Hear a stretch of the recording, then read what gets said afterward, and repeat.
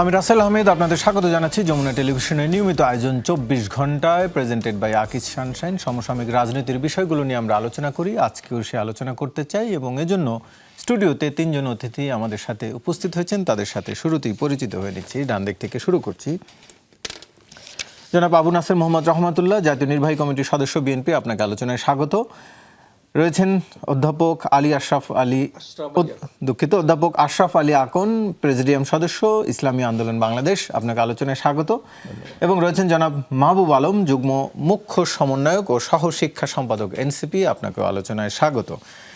জোটের আলোচনা এই মুহূর্তে সবচেয়ে বেশি এনসিপির। মাহবুব আলম, একটু আপনাকে দিয়ে শুরু করি। আপনারা চমক দেখালেন শেষ সময় এসে, একটু চমকের বিষয়ে একটু জানতে চাই। বিশেষ করে আপনাদের যারা রাজনৈতিক বিরোধী বলি বা প্রতিদ্বন্দ্বী বলি বা যাই বলি না কেন, তারা বিভিন্ন সময় বলে আসছিল যে এনসিপি জামাতের খুবই বন্ধুপ্রতিম দল। কেউ কেউ বলে আসছিল যে জামাতের বি টিম, সি টিম, এরকমের সমালোচনার খাতিরে বলে আসছিল। শেষ পর্যন্ত আপনারা জামাতের সাথেই জোট গঠন করলেন। এক ধরনের কি সমালোচকদের কথাই প্রতিষ্ঠিত হলো কিনা? বিষয়টা আসলে এরকম না।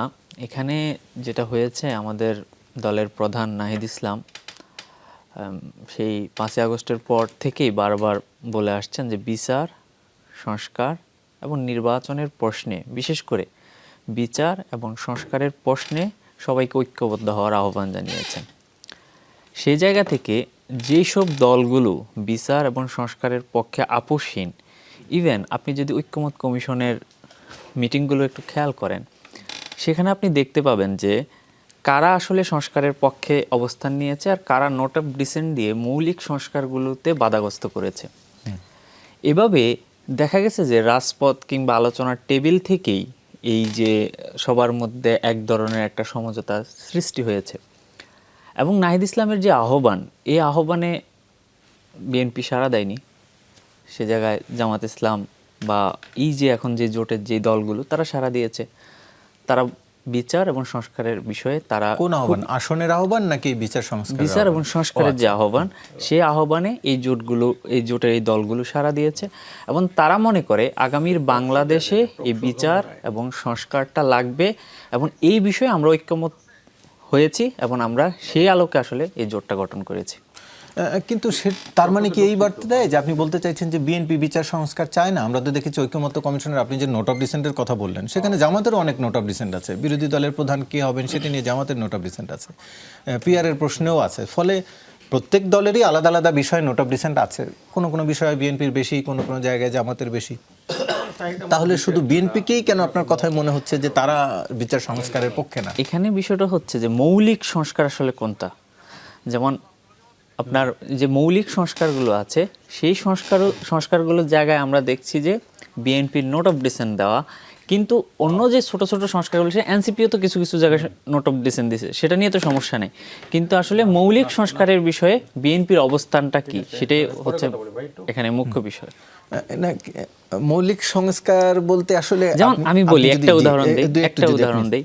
যেমন ধরেন, বাংলাদেশে গত আপনার আগে যেটা হতো যে প্রধানমন্ত্রী চাইলেই যে কাউকে যে কোনো প্রতিষ্ঠানে নিয়োগ দিয়ে দিতে পারতেন।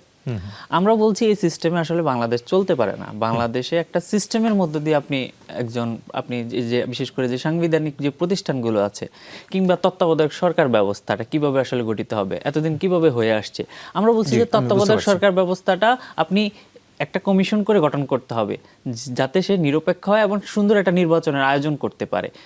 এইসব জায়গায় কিন্তু বিএনপি নোট অফ ডিসেন্ট দিয়ে আসছে। এগুলো হচ্ছে মৌলিক সংস্কার, এই জায়গাগুলো। এবং আপনি দেখেছেন যে বাংলাদেশে দুর্ভাগ্যজনকভাবে হলো এই জুলাই সনদ নিয়ে না ক্যাম্পেইন হয়েছে। সুতরাং এইসব জায়গাগুলোতে আমরা দেখেছি এই ঐকমত্য কমিশনের বৈঠক শেষ হওয়ার পরে, জুলাই সনদ স্বাক্ষর হওয়ার পরেও বিএনপির সাথে আপনাদের একটি আলোচনা চলছিল বলেও জানা গেছে, এনসিপি নেতারাও বলছিলেন। তাহলে সেটি কি আসলে শেষ পর্যন্ত সেই সমঝোতাটা কি বিচার সংস্কারের অমিলের কারণে হয়নি, নাকি হচ্ছে যে আসনগুলো আপনারা চাইছিলেন 30টি আসন বা 35টি আসন, এতগুলো আসন বিএনপি দিতে পারছে না বলে হয় না? আমাদের প্রথম থেকে আমাদের আসলে রাজনীতির ফোকাসটা যদি আপনি দেখেন, আমরা কিন্তু বিচার এবং সংস্কারের বিষয়ে আসলে রাজনীতিটা করে আসছি। সেই জায়গা থেকে যেই দলই এই দুইটা পয়েন্টে আমাদের সাথে ঐক্যমত হবে, আমরা তাদের সাথে অ্যালাই করতে রাজি আছি এবং তাদের সাথে আমরা রাজনীতি করতেও রাজি আছি। জি, এটি নিয়ে আমার আরো প্রশ্ন আছে আপনার কাছে। তার আগে আমি একটু আবু নাসির মোহাম্মদ রহমতুল্লাহ ভাইয়ের কাছ থেকে একটু জানতে চাই। নিশ্চয়ই বিচার সংস্কার প্রশ্নে মাহবুব আলমের প্রশ্নের বিষয়ে আপনার মন্তব্য থাকলে সেটা যুক্ত করবেন। পাশাপাশি আমি আরেকটি বিষয় একটু যুক্ত করতে চাই। বিএনপি স্থায়ী কমিটির সদস্য নজরুল ইসলাম খান বলেছেন, এনসিপি জামাতের জোটের বিষয়ে তাদের দলীয় সিদ্ধান্ত, জোট করার রাজনৈতিক অধিকার, তবে ঘোষিত আদর্শের সঙ্গে এনসিপির বর্তমান সিদ্ধান্ত যায় না। বিএনপিও একসময় জামাতের সাথে জোট করেছিল, সেটা কি আসলে আদর্শের সাথে মিল রেখে করেছিল না কি রেখে আসলে? জি, ধন্যবাদ আপনাকে। আপনার মাধ্যমে যমুনা টেলিভিশনের সকল দর্শক শ্রোতা মণ্ডলী এবং দুজন সহ আলোচক জনাব মাহবুব আলম এবং জনাব আশরাফ আলী আকন, তাদেরকে শুভেচ্ছা। প্রথমত আপনি আপনার কথা মধ্যে বলেছিলেন যে প্রথম থেকেই বলতেছিল যে কেউ কেউ ধারণা করছিল, প্রকাশ করেছিল এনসিপি জামাতের বি টিম সি টিম। এটা আপনার কথা আপনি বলেছেন। মানে অনেকে বলছিল, আপনাদের অনেক নেতারাও বলছিল সেটি। না, আমরা আমাদের কোনো নেতা বলে নাই, এটা পারসেপশন একটা কথা আছে না। আমি সাদামাটা মনে করি নির্বাচনের সময় নির্বাচনের প্রেক্ষাপটে এসে বিভিন্ন ঘটনা দুর্ঘটনা ঘটে, এটা বাংলাদেশের রাজনীতির একটা কালচার এবং গণতান্ত্রিক রেওয়াজ অনুযায়ী নির্বাচনে যার যার সুবিধার জন্য যে কেউ আপনার যে কারোর সঙ্গে জোট করতে পারে, তাদের রাজনৈতিক সুবিধা বলেন, নির্বাচনী সুবিধা বলেন, জিতে আসার সুবিধা বলেন বা অন্য অন্য স্বার্থের সুবিধা বলেন, সব স্বার্থকে কেন্দ্র করেই কিন্তু নির্বাচনী জোটটা হয়। তো নির্বাচনী জোট করতে গেলে এখন আপনি যে কারণগুলো দেখিয়েছেন জনাব মাহবুব আলম সাহেব, তিনি যে কারণগুলি বলেছেন সেই কারণগুলি আবার হঠাৎ করেই নিয়ে আসা, কারণ একটা বক্তব্য তো থাকতে হবে। আপনি ধরেন চরমনায়ের ইসলামী আন্দোলন বাংলাদেশ, জামাত ইসলামী একসময় বলতো যে যে জামাত যার সঙ্গে গেছে শেষ, যার সঙ্গে গেছে সর্বনাশ। বিএনপি শেষ হয়েছে, বিএনপির সঙ্গে গেছে, বিএনপি শেষ, এটাও বলছে। চরমনায়ের পীর সাহেবের একজন তার মুখ থেকে এভাবেই বলেছেন, অমুকের সঙ্গে গেছে শেষ, অমুকের সঙ্গে গেছে, আমি নাম না বলি, জামাত ইসলামী যার সঙ্গে গেছে শেষ। এখন সর্বশেষ জামাত ইসলামের সঙ্গে চরমনায়ের টক্ক হয়েছে। এটা রাজনৈতিক খেলা, রাজনৈতিক স্বার্থ। নওয়াব আলম সাহেব হঠাৎ করে বললেন যে সংস্কার এবং বিচারের প্রশ্নে জামাত যেহেতু অনর, সেই জন্য তাদের সঙ্গে আছে। তো ওনার নেতৃবৃন্দ অনেকেই কিন্তু জামাতের বিরুদ্ধে অনেক খোলামেলা কথা বলেছেন। কিন্তু আমি রাজনৈতিকভাবে যদি জিনিসটা দেখি, রাজনৈতিকভাবে আপনি যেখানে সুবিধা পাবেন সেখানে যাবেন।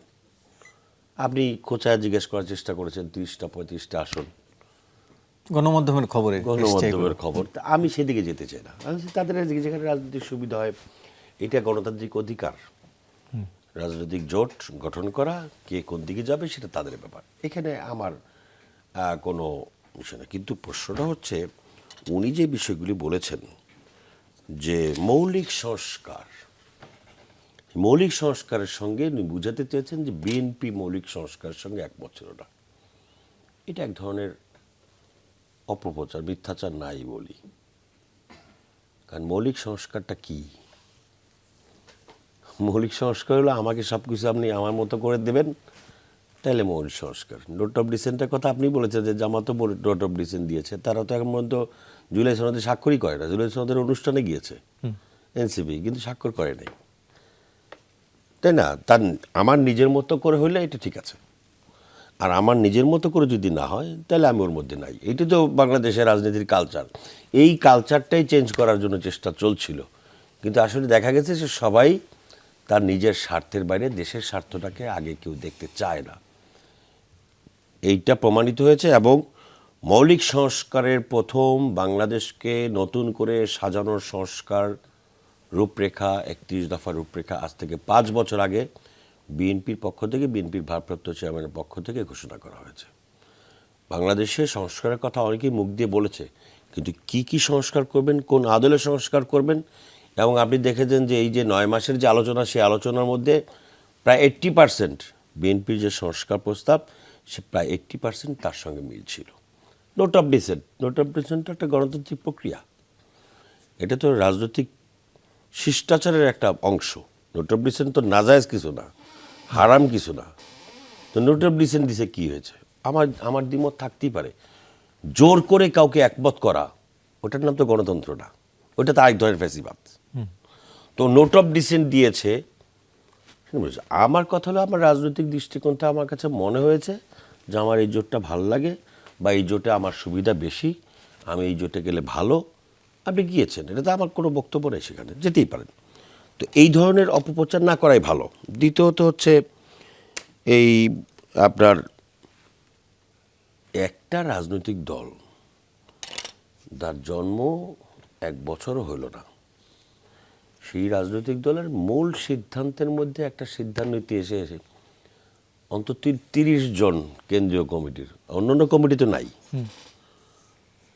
অন্যান্য কমিটির বিভিন্ন খোঁজখবর আমরা যা পাই গণমাধ্যমে, তা তো দুঃখজনক।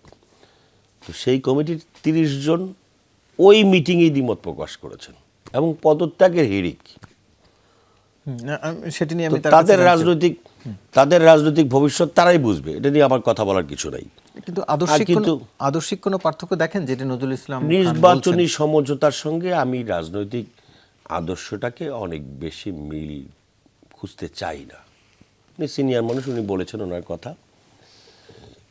কিন্তু মানুষ যেটা ভেবেছিল, তারা প্রথমে যে 3 দলের জোট করলো, সেখানেও তো জামাত থেকে বের হওয়া জামাত বিরোধী একটা শক্তি আছে। প্রথম যে 3 দলের একটা জোট করলো, 4 দলের জোট খেয়ে এবি পার্টি আছে না সাথে, শিওর না। না এবি পার্টি ওই 3 দলের জোট, হ্যাঁ। 3 দলের জোট করছে, এটা এবি পার্টি আছে না। তো এবি পার্টি তো জামাতের সঙ্গে ভিন্ন মত পোষণ করেই তো জামাত থেকে বেরিয়ে এসছে, এবং জামাতের বিরোধিতা করেই তারা আছে। সো ওই 3 দল, এরপর 4 দলের করার কথা ছিল, 1 দল আগের থেকেই ডাই হয়ে গেছে। এগুলি রাজনীতিতে নির্বাচনের সময় এই ধরনের খেলা ঘটে, এটা আমি কি খুব স্বাভাবিকভাবেই নেই, এবং যারাই যেই জোটে যাচ্ছেন আমি শুভকামনা করি। জি, একটু যেতে চাই অধ্যাপক আশরাফ আলী আকন, একটু আপনার কাছ থেকে জানতে চাই, যেটি আসলে এতদিন পর্যন্ত যে আপনারা সমমনা দল হিসাবে জোট গঠন করলেন, সেখানে জামাতের পরই আপনাদের অবস্থান বলা হচ্ছিল ভোটের হিসেবেও বা আসনের হিসেবেও। এনসিপি আসাতে কি আপনাদের অবস্থান কিছুটা ক্ষুণ্ণ হলো, বা আপনারা কি এখন একটু তৃতীয় সারিতে চলে গেলেন? আরেকটি বিষয় যে আপনারা বিসমিল্লাহির রহমানির রহিম। জয়লাভের পরে বিরোধী দলীয় নেতা কিংবা প্রধানমন্ত্রী কে হবেন? বিসমিল্লাহির রহমানির রহিম। ধন্যবাদ জমা টিভির সঞ্চালক, পাশে আছেন 2 জন বিজ্ঞ আলোচক, দেশবাসী ভাইয়ের আমার। আসলে কে প্রধানমন্ত্রী হবে, কে বিরোধী দল নেতা হবে, এইটা বড় কোনো বিবিষ্ট বিষয় না। কিন্তু 8 দলীয় যে আমাদের নির্বাচনী সমঝোতা হয়েছে তার কোনো না। এদেশে অনেকে প্রধানমন্ত্রী হয়েছে, অনেকে বিরোধী দলে বসেছে, গৃহপালিত বিরোধী দলও আমরা দেখেছি। কাজে এইটা নিয়ে অত বেশি কোনো নাই আমাদের মনে হলো একটা ইনসাফপূর্ণ ন্যায় বিচার, সাম্য, মানবিক মর্যাদা দৃষ্টিতে দেশটাকে একটা কল্যাণ রাষ্ট্র প্রতিষ্ঠা করা। এই লক্ষ্যে আমরা বহুত আলাপ আলোচনা করেছি।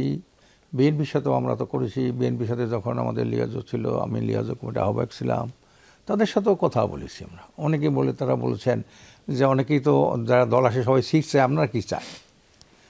আমরা সিট তো আপনাদের দেওয়ার কিছু নাই, আলাপ আলোচনায় যা হয় তাই হবে। কিন্তু একটা কথা নিশ্চয় দিতে হবে যে আপনারা আওয়ামী লীগ হবেন না। এই কথা নিশ্চয় দিতে পারলে আমরা সামনে আগাইতে পারি।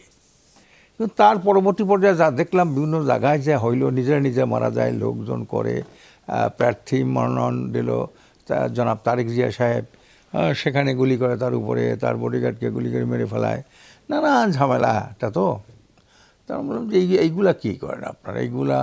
তারপরে 500 হাজার লোকদেরকে তারা বহিষ্কার করলো এই বিএনপির। তো 500 হাজার লোককে বহিষ্কার করে, মানে তারা তো এই কারণ ঘটিয়েছে দেখেই তো বহিষ্কার করে। আবার ইসের কারণে থানায় ধরে নেয়, থানা থেকে বের করে আনে, নানান ঝামেলা। তো তারপরে অন্য থানার লোক যাইতেছে গাড়ি নিয়ে, সেইটা উদ্ধার করার জন্য, সেখানেও তারা বাধা দেয়। এইসব নানান রকমের একটা হেবিজিবি দেখে আমরা বললাম যে না, এইটা দিয়ে তো মূল লক্ষ্য হাসিল হবে না। মন্ত্রী আপনার যদি যায় ক্ষমতায়, আপনার মন্ত্রী এমপি হবেন, হয় নো আপত্তি, আমাদের কিছু নাই, এটা করার নাই। কিন্তু দেশের গুণগত কোনো রাজনীতি পরিবর্তন না হলে এই গতানুগতিক নির্বাচনের মাধ্যমে তো কিছু করা যাবে না। এই জন্যে আমরা এই আলাপ আলোচনা চালাচ্ছি। কিন্তু এনসিপির সাথেও যে কথাবার্তা, এর আগেও এরা এই যে নির্বাচনী সমঝোতার এই জোটে আসার আগেও কিন্তু এদের সাথে আমাদের একটা খুব ভালো সম্পর্ক ছিল। কারণ আমরা তাদেরকে শুধু স্নেহ করি না, তাদেরকে আমি শ্রদ্ধা করি। এই কারণে আজকের তো আমরা এই নির্বাচনটা এই 25 সালে আমরা পাই না, এই 26 সালে তো নির্বাচনটা আমরা হওয়ার কথা না, যদি ওরা এই গণ অভ্যুত্থান না করাই তো। আমরা সবাই সহযোগিতা করেছি, কিন্তু মূল ফ্রন্টে তো এরাই ছিল। কাজে আমরা দেখছি, আমরা কিন্তু এদেরকে সবসময় পীর সাহেব চরমাই থেকে শুরু করে সবাই কিন্তু এদের ব্যাপারটা বড় ধারণা, এবং আমাদের আগেই এরকম একটা ছিল চিন্তা ভাবনা ছিল যে এই যারা এনসিপি, তারপর হলো এই যে গণ অধিকার, তারপর এবি পার্টি, এই যে ইয়াং জেনারেশন নিয়ে যে দলগুলো গঠন করছে, এদেরকেই কিন্তু মূলত আমরা সামনে আগাই দেওয়ার জন্য, সারা দুনিয়াতে জেনজির যুগ, সেই হিসেবে কিন্তু আমাদের পক্ষ থেকে কোনো রকমের কোনো ছিল না যে এরা সামনে যাক, এরাই সামনে বাড়ুক। অনেকবার বৈঠক হয়েছে এদের সাথে আমাদের, অনেকবার, একবার দুইবার না, অনেকবার। এবং এরাও আমাদেরকে পীর সাহেবকে অত্যন্ত সম্মান শ্রদ্ধা করে। তারপর আর বিভিন্ন দিকে অনেক চোখ কান খোলা, এরা বিভিন্ন দিকে তারা যোগাযোগ করেছে। তো ওদের আসতে একটু লেট হয়েছে, আরও আগে আসার কথা ছিল, তো আসলে ওদের আমাদের ক্ষুণ্ণ হবে কেন? আমরা তো সার্বিকভাবে পারস্পরিক মিলে মিশে এই দেশটাকে একটা কল্যাণ রাষ্ট্র বানাবো, একটা বৈষম্যহীন, একটা ন্যায় কী কয় সাম্য, মানবিক মর্যাদা, সামাজিক সুবিচার, যেটা স্বাধীনতার যেটা ঘোষণা ছিল 71 সালে, সেটা তো কোনোদিন বাস্তবায়ন হয় নাই। তো আমরা এই সবাই মিলে, ওদের যেমন প্রতিভা আছে, অদম্য সাহস আছে, ত্যাগ আছে, কোরবানি আছে, মুরব্বীদের অনেক পরামর্শ আছে, সব কিছু মিলে আমরা দেশটাকে একটি দুর্নীতি, দুঃশাসন, সন্ত্রাস, মাদক মুক্ত একটা সুখী সমৃদ্ধ কল্যাণ রাষ্ট্র প্রতিষ্ঠা করতে চাই। এই লক্ষ্যে মনে করি যে এনসিপি থেকে শুরু করে আরও যারা দল আছে, তাদের তারা ভূমিকা রাখতে পারবেন বিধায় আমরা তাদেরকে আহ্বান জানাইছি। এই জন্যে ওরা আসলে আমাদের ক্ষুণ্ণ হবে কেন? ওরা তো এখন এক হয়ে গেলাম, একটা লক্ষ্যেই তো আমরা একসাথে হয়েছি, তো ওদেরকে তো আমাদের কিছু সুযোগ ছাড় দিতেই হবে।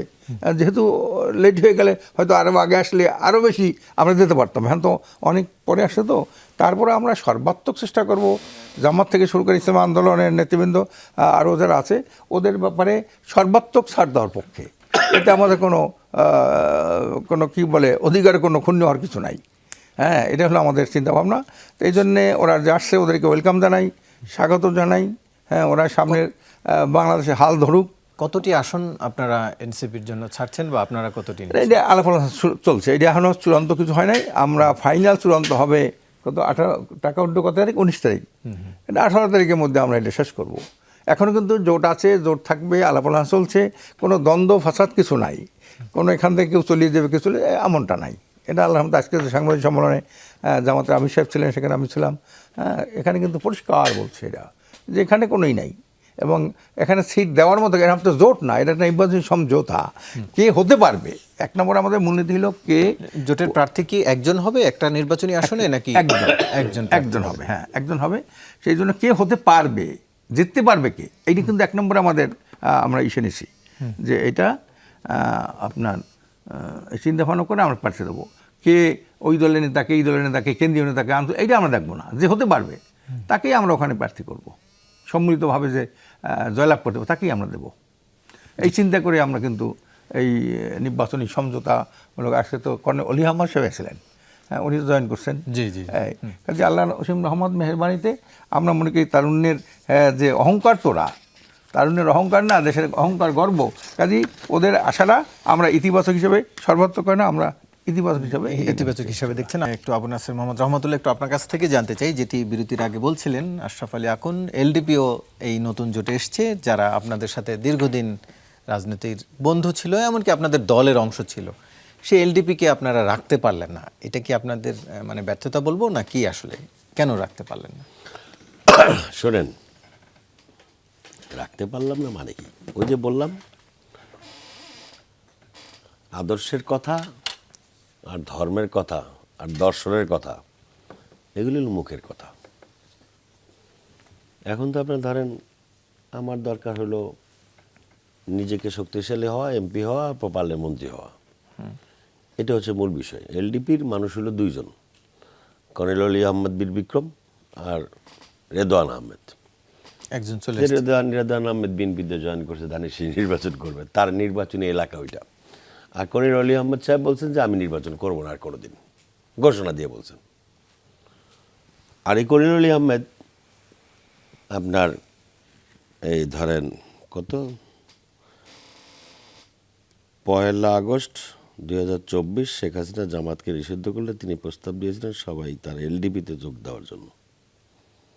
যখন জামাতকে নিষিদ্ধ করছে বলছে আপনারা এসে এলডিপিতে যোগ দেন। আবার উনি বিএনপিতে যখন জামাত জয়েন করে জোটে 2001 সালে, তখন কিন্তু উনি আবার বিএনপি ছেড়ে চলে গেছিলেন, যে না যে এই জোটে জামাত আছে ওই জোটে আমি নাই, আমি বীর বিক্রম। এই জিনিসগুলো মিলাইতে গেলে এই প্রজন্ম তো আসলে হোঁচট খেয়ে যাবে যে আসলে কোনটা রাজনীতি আর কোনটা রাজনীতি না, কোনটা আদর্শ কোনটা আদর্শ না। এরপর আমি ওই যে আগে বলেছি যে রাজনৈতিক স্বার্থের জন্য যে কেউ যে কোনো দিকে যেতে পারে, ওনার তো আসলে কোনো গতি নেই। এখন গতি না থাকলে যতদিন পর্যন্ত বীর বিক্রম পথটা আছে ততদিন পর্যন্ত বিক্রি করে যতটুকু পর্যন্ত যাওয়া যায় শেষ চেষ্টা তো জীবনে তো করতেই পারে। ওটা আমার কাছে বিবেচ্য বিষয় না। এখানে জনাব আশরাফ আলী আকন সাহেব তিনি বলেছিলেন যে বিএনপির সঙ্গে অনেকবার বৈঠক হয়েছে, অনেকবার দেখা হয়েছে এবং বিএনপির সঙ্গে আলাপ আলোচনা চলছিল। এক পর্যায়ে গিয়ে তিনি বললেন সেটা হচ্ছে যে দেখা গেল যে বিএনপির মধ্যে আসলে ওই আওয়ামী লীগের মনোনয়ন দেওয়ার পরেও দেখা গেছে যে বিভিন্ন জায়গায় আন্দোলন হচ্ছে, ধর্মঘট হচ্ছে, সংগ্রাম হচ্ছে। না কি ধরনের একটা বিদঘটি অবস্থা না? কিন্তু প্রশ্নটা হলো যে বহিষ্কার করতে হয়েছে। আমার তো মনে হয় না যে ইসলামী আন্দোলনের সঙ্গে বিএনপির প্রার্থী ঘোষণা হওয়ার পরে ইসলামী আন্দোলনের সঙ্গে কোনো বৈঠক হওয়ার সুযোগ ছিল না। আগেও তো আগেরটা বাদ। আমরা রাজনৈতিক কথা বলি তো একটু হিসাব নিকাশ করে বলা উচিত যে বিএনপির সঙ্গে ইসলামী আন্দোলনের প্রকাশ্য বৈঠক হয়েছে, অপ্রকাশ্য হয়েছে, কিন্তু প্রার্থী মনোনয়ন ঘোষণার আগের থেকেই কিন্তু বিএনপির থেকে তাদের দূরত্ব তৈরি হয়েছে এবং তখন কিন্তু রাস্তায় জামাতের সঙ্গে তারা সমঝোতা নিয়ে বিভিন্ন আমি যে ফখরুল ইসলাম আলমগীর জন্মের 1.5 বছর আগের কথা ভাই, আমি তো ওনার সামনে কথা বলতেছি, পিছনে কথা বলতেছি না। রাজনীতি আমরাও করি, উনি বড় রাজনীতিবিদ, আমি ছোট রাজনীতিবিদ। বিষয়টা হচ্ছে 1.5 বছর আগের কথা। আর কমিটি মনোনয়ন ঘোষণা করেছে 1.5 মাস, 2 মাস হয় নাই। সো তখন আর এই বৈঠক থাকার কথা, মানে এটা হলো বলার অর্থে বলা। আপনি ওই যে বললাম যে আমার স্বার্থটা যেখানে হাসিল হবে আমি সেইখানে আসি। জামাত ইসলামী আল্লাহর আইন কায়েম করবে, সৎলোকের শাসন কায়েম করবে। ওই যে খুলনা 1 থেকে দিছে না 1 না 2 কি নন্দী নাকে, সেও তো আল্লাহর আইনের পক্ষেই কথা বলবে কোরআনে, তাই না? ওটা উল্টো করলে এই ঠেলা ধাক্কার কারণে করতে পারে, কিন্তু এই গোটা জাতি তো দেখেছে যে ক্ষমতায় যাওয়ার স্বার্থে কি কি করা যায়। আমার তো আপত্তি নেই, আমি তো ক্ষমতায় যেতে চাই, আমার দল ক্ষমতা যেতে চায়, আমি ক্ষমতা যাওয়ার স্বার্থে অন্তত ফ্যাসিবাদের বাইরে যে আছে তার সবার সঙ্গে আমি ঐক্য করতে প্রস্তুত, আমি মনে করি ব্যক্তিগতভাবে। সো এই ব্যাপারে কোনো আপত্তি নেই, এটা রাজনৈতিক কৌশল হিসেবে যে কেউ করতেই পারে। এখন বলতেছে সে থানার থেকে লোকজন ছাড়াই নিতেছে। ভাই বিএনপির লোকজন থানার থেকে ছাড়াই নিতেছে, এনসিপির একজন শীর্ষ নেতা সে চাঁদাবাজি করে ধানমন্ডি থানায় নিজে গিয়া তারপরে থানা থেকে ছিনতাই করে নিয়ে আসার যে ঘটনা গোটা জাতি দেখলো টেলিভিশনের মাধ্যমে।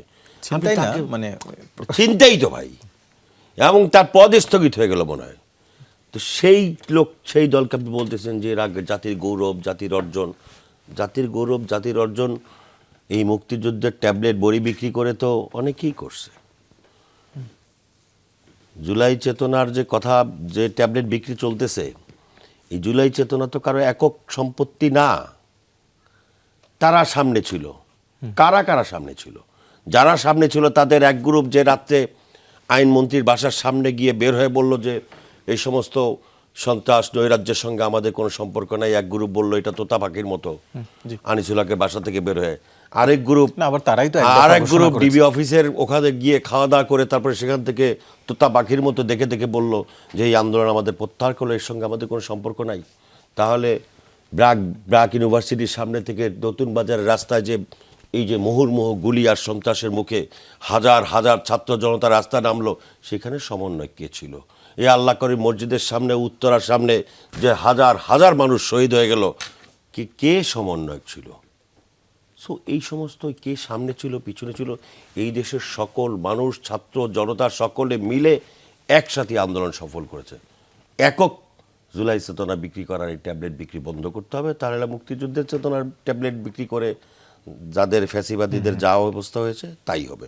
আমার কত রাজনৈতিক দল করেছি, আমার রাজনৈতিক দর্শন নিয়ে আমি যেভাবে হোক নির্বাচনের মাঠে জনগণের সামনে যাব, আমার দর্শন জাতির কাছে পেশ করব।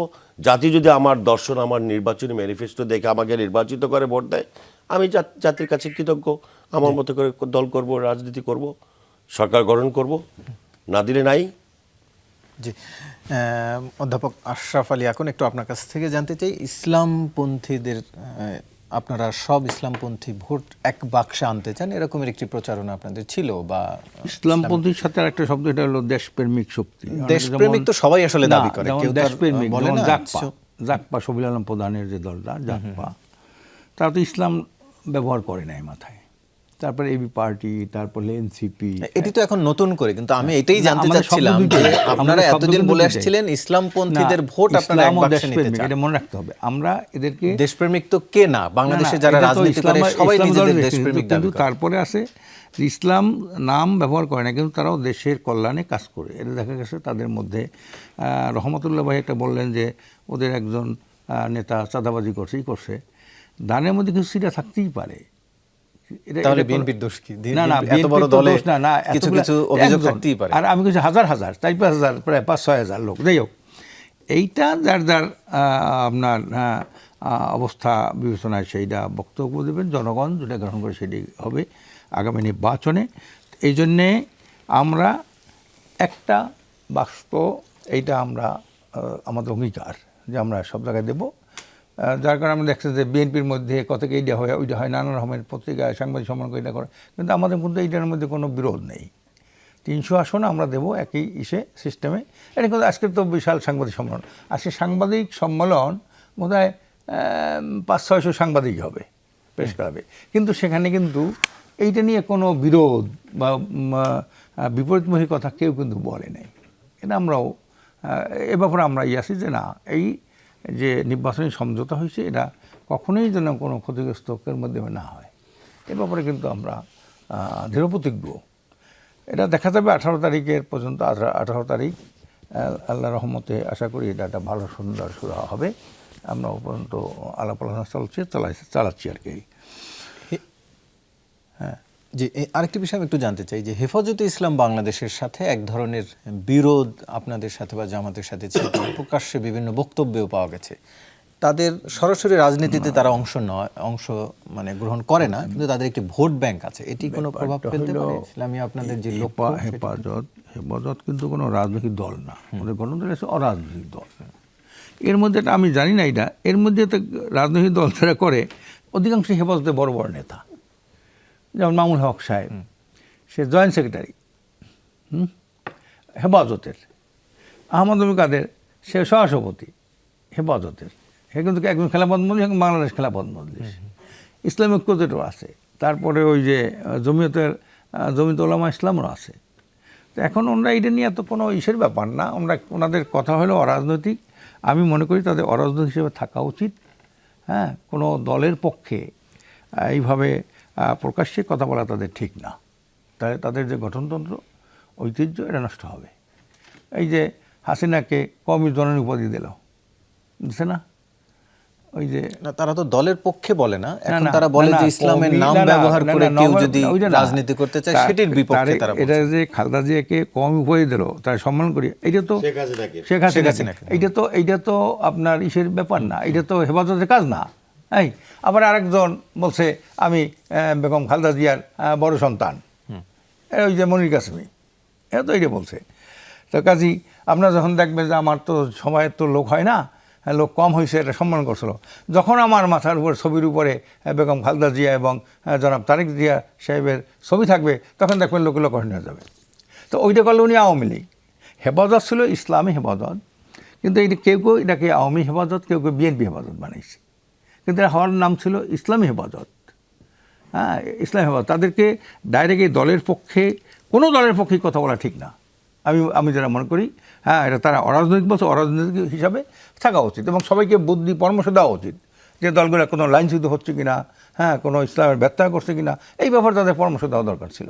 কিন্তু তা না ঘটাইয়া তার কেন্দ্রীয় কমিটি হলো রাজনৈতিক দলের নেতা, এই নিয়ে তারা অথচ নাম দিয়েছে অরাজনৈতিক একটা ইমান আকিদা সংরক্ষণের জন্য তাদের একটা সংস্থা, এর নাম হলো হেফাজতে ইসলাম।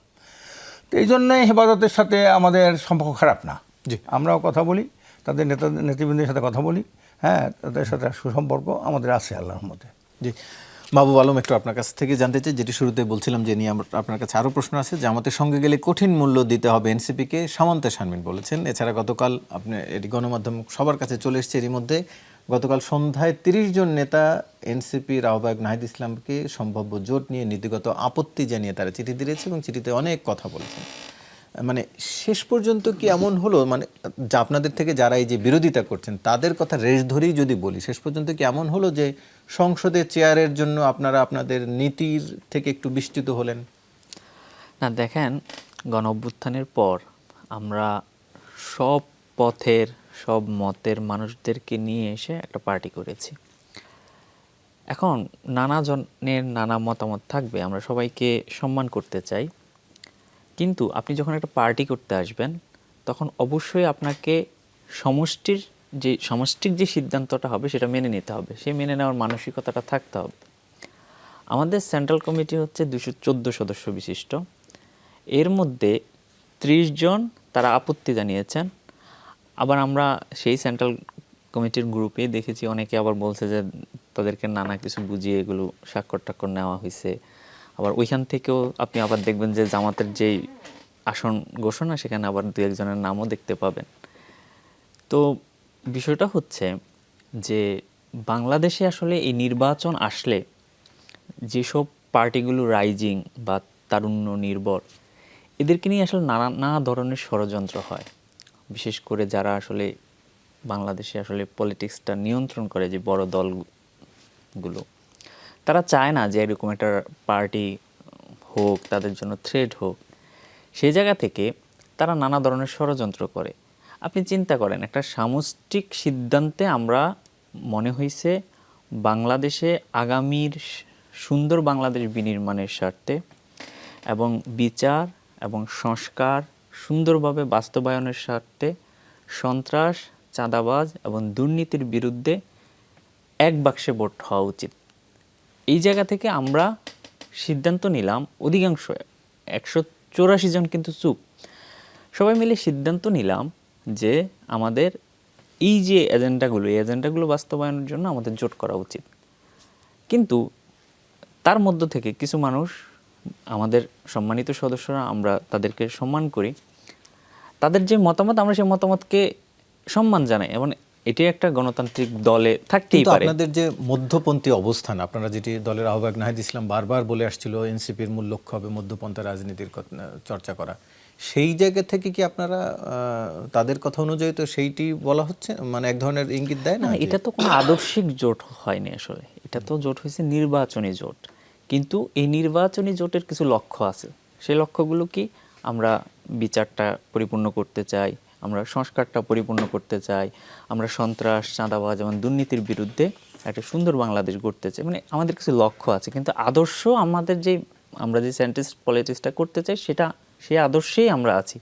ইভেন আপনি যদি মানে এই ইসলামী আন্দোলন বা অন্যান্য যে দলগুলো একত্রিত হয়েছে, সবাই কিন্তু আসলে তার যে আদর্শ, সেই আদর্শের জায়গায় সে থাকবে, কিন্তু এটা হচ্ছে একটা নির্বাচনী জোট শুধুমাত্র। কিন্তু আপনাদের এই নির্বাচনী জোটে এর আগে আপনারা যে 3 দলের সাথে ছিলেন, অর্থাৎ এবি পার্টি এবং রাষ্ট্র সংস্কার আন্দোলন, সেই জোটের বাকি 2 সঙ্গী বোধহয় আপনাদের এই নতুন সিদ্ধান্তে একমত হয়নি। না, তারাও আলাপ আলোচনা চলছে, তারাও হয়তো যুক্ত হবে। মানে আপনারা 3 জন মিলে একটা জোট হলেন, তাদেরকে রেখে আবার আপনারা চলে গেলেন। রাজনীতিতে হতেই পারে, কিন্তু এর পেছনে কারণটা কি আসলে? কারণ মানে তারা কি এই ফ্যাসিবাদের বিরুদ্ধে কিংবা দুর্নীতির বিরুদ্ধে আপনাদের সাথে একমত না? আমাদের কাছে মনে হয়েছে যে এই যে বিচার এবং সংস্কারের প্রশ্নে রাষ্ট্র সংস্কার আন্দোলন এবং এবি পার্টিও একমত না। না, এবি পার্টি সম্ভবত অনবোর্ড হবে, কিন্তু আমাদের কাছে মনে হয়েছে যে এই যে সংস্কার, বিচার এবং দুর্নীতির বিরুদ্ধে আসলে এই দলগুলোর এক বাক্সে ভোট করা উচিত। সেই জায়গা থেকে আমরা সবাই মিলে ঐক্যবদ্ধভাবে আগামী দিনে, আগামী ইলেকশনে এক বাক্সে ভোট করবো ইনশাআল্লাহ। যেতে চাই মাহবুব আলম, একটু আপনাকে দিয়েই জানতে চাই, যেটি সাবেক উপদেষ্টা এবং তরুণ নেতা মাহফুজ আলম ফেসবুকে একটি মন্তব্য করেছেন, দীর্ঘ মন্তব্য, সেখানে বেশ কিছু ইঙ্গিত রয়েছে। ছোট একটু জায়গা থেকে আপনার কাছে জানতে চাই, নতুন রাজনৈতিক অর্থনৈতিক বন্দোবস্ত সম্ভব ও বাস্তব দাবি করে আশাবাদ ব্যক্ত করেছেন মাহফুজ আলম। কেউ কেউ তার সঙ্গে যোগ দিলে স্বাগত জানাবেন বলেছেন। বিকল্প মধ্যপন্থী তরুণ ও জুলাই শক্তির উত্থান অত্যাসন্ন। এই জায়গাটি থেকে একটু আপনার কাছ থেকে জানতে চাই, নতুন আরেকটি জুলাই শক্তির বা জুলাই অভ্যুত্থানের নেতৃত্বে যারা ছিলেন তাদের নেতৃত্বে কোনো দল হতে যাচ্ছে, এরকম কোনো ইঙ্গিত দিলেন কি? আপনারা কি জানেন? হতে পারে, এটা তো সবারই আসলে ডেমোক্রেটিক রাইটস, যে কেউ দল করতে পারে, আমরা সেটা বাধা দিতে পারি না বা সেটা নিয়ে আমাদের কোনো মন্তব্য নেই। কিন্তু আমরা দল হিসেবে আমাদের অধিকাংশ কিন্তু আমরা ঐক্যবদ্ধ আছি। কিছু মানে কয়েকজন আপনার মানে এদিক সেদিক করলেও কিন্তু দলের অধিকাংশ, দলের যে সিদ্ধান্ত, কারণ আমরা আসলে মানে এই জোটের বলেন সিদ্ধান্ত, যে কোনো সিদ্ধান্তই আমরা খুবই ডেমোক্রেটিক ওয়েতে নেওয়ার চেষ্টা করি। মানে যেই দুইজনকে ছাত্রদের প্রতিনিধি হিসেবে আপনারা সরকারে পাঠালেন, মানে এক ধরনের বিশ্বস্ত বলেই তো আপনারা তাদেরকে সরকারে পাঠালেন, সেই দুজনকেই আপনারা দলে অনবোর্ড করতে পারলেন না, সেটি কি আসলে ঐক্যবদ্ধের ইঙ্গিত দেয় বা কি রকম আসলে বার্তাটি? না, ও দেখেন, ছাত্র আন্দোলন থেকে একটা পার্টি হয়েছে এবং সেটার মানে এই না যে ওনাদেরকে এই দলই করতে হবে। এবং ওনারা যদি মনে করেন, ওনাদের জন্য অবশ্যই আমাদের ওপেন অ্যাক্সেস আছে, ওনারা চাইলে আসতে পারেন, আমরা ওনাদেরকে অবশ্যই ওয়েলকাম করব। আবার ওনাদের ভিন্ন মতো থাকতে পারে, কারণ ওনারা সরকারে ছিলেন, ক্ষমতায় ছিলেন, ওনাদের ভিন্ন চিন্তাধারাও হতে পারে, আমরা সেটাকেও ওয়েলকাম জানাতে চাই আর কি। জি, অধ্যাপক আশরাফ আলী আকন, একটু আপনার কাছে জানতে চাই, দেশে একটা ক্রান্তিকাল চলছে বলে মন্তব্য করেছেন বিএনপি মহাসচিব মির্জা ফখরুল ইসলাম আলমগীর। তিনি বলেছেন, এখন দেশে বিভিন্ন রকম কথাবার্তা উঠছে, বিভ্রান্তি সৃষ্টি করা হচ্ছে, আন্দোলন হচ্ছে, কেন জানি মনে হয় দেশকে অস্থির করে তোলার জন্য কিছু লোক পেছন থেকে কাজ করছে। কারা কাজ করছে বলে মনে করেন? আপনারাও আন্দোলন করছেন, 9 তারিখে আপনাদের কর্মসূচি। আমরা 54 বছরের ইতিহাসে দেখা যায় কখনো ক্রান্তিকালের বাইরে দেশ ছিল এমন ইতিহাস পাওয়া যায় না। যেটা ঐক্যমত্য কমিশনের একটা পটভূমিতে লিখেছেন যে 54 বছর স্বাধীনতার বয়স, এর মধ্যে দেশে একটা সুস্থ স্বাভাবিক গণতান্ত্রিক প্রক্রিয়া কখনো বাস্তবায়ন হয়নি। তো যেখানে গণতান্ত্রিক প্রক্রিয়া নাই, আদর্শিক দ্বন্দ্ব থাকে এবং আধিপত্যবাদ এবং সাম্রাজ্যবাদের বুদ্ধি পরামর্শে যারা রাজনীতি করে, এদের দিয়ে তো ক্রান্তিকাল সবসময় থাকবে। আজকে ভারত যে কী করতেছে, ভারত কী করতেছে, কী না করতেছে বলেন? তারা আমাদের প্রতিবেশী দেশ, একটা বড় দেশ, তারা কী না করে আমাদের বুদ্ধি বলেন? সেই ফারাক্কা পানি, তিস্তার পানি থেকে শুরু করে সীমান্ত কাটাতার দিয়ে এটা সেটা, তারপরে ব্যবসা বাণিজ্য সবই তো সেই করতেছে। এবং সবচেয়ে কঠিন বিষয়টা যে এত বড় একটা ফ্যাসিস্ট, খুনি, আত্মসৎকারী টাকা, তারপরে সে ওটাকে বলা হয় ঘরে কী কয়, আয়না ঘরে মতো একটা লোক সে আশ্রয় দিয়ে রাখলো, সেই মন্ত্রীগুলোকে আশ্রয় দিয়ে রাখলো। শুধু তাই না, দেশের যে গোয়েন্দা সংস্থা, যারা ডিজিএফআই, এনএসআই, যারা দেশের সব কিছু খবরাখবর জানে, নিরাপত্তা, সেই লোকগুলোকে তো আশ্রয় দিয়ে রাখলো। এটা কেন? একটা রাজনৈতিক দলের কারণে তো দিল। এই জন্যে আমি মনে করি এই ক্রান্তিকাল দূর হয় নাই। এইটা আমাদের সবচেয়ে একটা দুর্ভাগা। একদিক দিয়ে আমরা সৌভাগ্যবান জাতি, এই জন্য জাতি যে 47 দেশে মানুষ রক্ত দিয়েছে, হ্যাঁ দেশ স্বাধীন করেছে, হ্যাঁ তারপরে 71 দিয়েছে, দেশ স্বাধীন করেছে, 90 দিয়েছে, গণতন্ত্রের বুদ্ধে ফ্যাসিস্টে পতন করিয়েছে, আবার 24 ফ্যাসিস্টে পতন করেছে। এটা আমাদের জন্য সৌভাগ্যবান জাতি আমরা। কিন্তু দুর্ভাগা জাতি এই জন্যে, এই চেতনা নিয়ে সবাই খালি ব্যবসা করছে, বাণিজ্য করছে, কিন্তু এই চেতনা বাস্তবায়ন করতে পারে না কেউ। মুক্তিযুদ্ধে সেই 47 চেতনা, আর যদি পাকিস্তান না হইতো, পূর্ব পাকিস্তান, তাহলে কিন্তু দেশ স্বাধীন হয় না। যেমন কাশ্মীরে এখানে অনেক মুসলিম সংখ্যাগরিষ্ঠ লোক আছে না, কাশ্মীরে দেখছেন না, হায়দ্রাবাদে, কিন্তু সেগুলো তো স্বাধীন না। তা কাজে সেই চেতনা কিন্তু তারা বিসর্জন দিয়েছে এই মুসলিম লীগের তৎকালীন নেতারা। আবার 70 চেতনা, 71 চেতনা দিয়ে যারা করলো, আওয়ামী লীগ এটা শেষ করে দিল, গণতন্ত্র হত্যা করলো, হ্যাঁ দল নিষিদ্ধ করে দিল। 90 চেতনা এর সাথে পতন ঘটাইলো, হ্যাঁ আপনার সেইখানে কিন্তু গণতন্ত্র প্রতিষ্ঠাই করতে পারলো না। আবার 24 চেতনাদের একটা বৈষম্য বুদ্ধি, কিন্তু এর মধ্যে তো অনেক বৈষম্য চলছে। কাজে এই জন্যে আমরা মনে করি আমরা একটা সৌভাগ্যবান জাতি হিসাবে আমরা আগামী দিনে বিশ্বের দরবারে মাথা উঁচু করে দাঁড়াতে চাই। আমরা দেশকে একটা কলঙ্কমুক্ত দেশে পরিণত করতে চাই। এবং শুধু তাই না, আমরা জনগণের সাথে যে প্রতারণা করা হয়েছে, প্রতারণার ইতিহাসকে আমরা মুছে ফেলতে চাই। এই জন্য আজকের আমরা যে একটা দল সমস্ত দলগুলি কাছাকাছি আমরা চলে এসেছি। আশা করি আরো অনেক দল আসবে। আমরা আপনারা এই লক্ষ্যে পৌঁছাতে চান। পৌঁছতে চাই আল্লাহর মতে। জি, আবুল হাসেম মোহাম্মদ রহমতুল্লাহ, একটু আপনার কাছ থেকে জানতে চাই মির্জা ইনশাআল্লাহ। ফখরুল ইসলামের আরেকটি মন্তব্য, দেশে প্রায় 95% মানুষ মুসলিম, তাই আমরা অঙ্গীকারবদ্ধ কোরআন ও সুন্নাহর বাইরে কোনো আইন প্রণয়ন হবে না। একটু আপনার কাছে জানতে চাই, এর মানে আসলে কি বার্তা দিলেন? কেবল ভোটের জন্য, নাকি ভবিষ্যতে ইসলামপন্থীদের বা ইসলামিস্টদের বা স্কলারদের যেসব আইন নিয়ে, বিদ্যমান আইন নিয়েও আপত্তি আছে, সেগুলো আপনারা ভবিষ্যতে বাতিল করবেন? কি আসলে উনি বলেছেন যে শরিয়া বিরোধী, কোরআন সুন্নাহ বিরোধী কোনো আইন করবেন না। কিন্তু কিছু কিছু আইন নিয়ে এবং বিভিন্ন বিএনপি সময় আন্দোলন কখনো এটা হয়েছে। করেও নাই। কিন্তু একটা বাহিনী গত কিছুদিন যাবৎ এমনভাবে প্রচার করতে চাইলো, আপনি দেখেন এই যে পরিকল্পিতভাবে কিছু কাজ হচ্ছে, কিন্তু এই পরিকল্পিত কাজের অংশ হচ্ছে এটা একটা, যে মির্জা ফখরুল ইসলাম আলমগীর কাফের হয়ে গেছে, সে বলছে শরীয়তের মানেই না, শরীয়তের আইন মানে না, শরিয়া বিশ্বাস করি না। শরীয়ত আইন বিশ্বাস করে না। একটা ফোকাস একটা জিনিসকে সামনে নিয়ে এসে জাতিকে বিভ্রান্ত করার চেষ্টা করেছে। উনি একটা আজকে ধর্মীয় অনুষ্ঠানে গিয়েছিলেন, প্রসঙ্গক্রমে সেটা উনি বলেছেন। সো এটা খুব প্রাসঙ্গিক বিষয়। আমি যেটা মনে করি, খোঁচাখুচি তো এক জিনিস, আপনার সময় কম। আমি মনে করি যে সকল দেশপ্রেমিক শক্তি যারা আছে, গণতান্ত্রিক শক্তি এবং ফ্যাসিবাদ বিরোধী শক্তি যারা আজকে নিজেদেরকে দাবি করি, তারা নির্বাচনী প্রতিযোগিতা করব, এবং সেই প্রতিযোগিতাটা হতে হবে প্রতিহিংসা মুক্ত প্রতিযোগিতা।